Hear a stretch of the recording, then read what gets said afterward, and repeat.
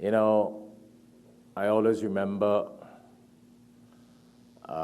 my teachers when I was studying 40 plus years ago, alhamdulillah, mashallah, subhanallah, would always remind us that it doesn't matter what we see in front of us.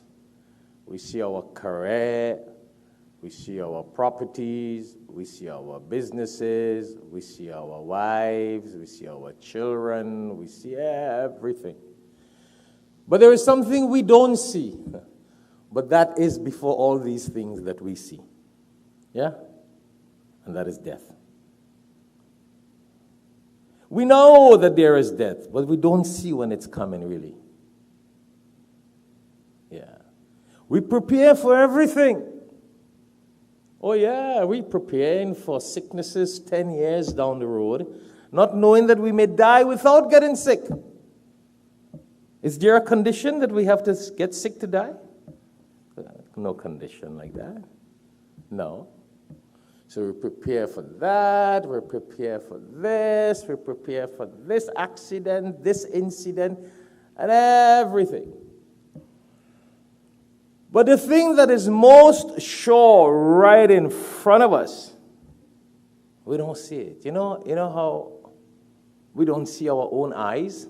Can you see your eyes? You don't see your own eyes. We can't see our own eyes, but it's so close to us.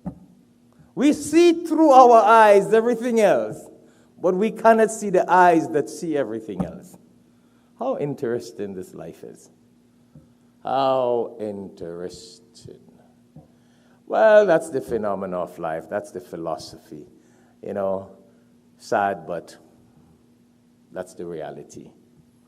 So similarly, death. It's right beyond, actually, it's even before our eyes. Yeah. It's closer to us than we can even think about. But do we prepare for that?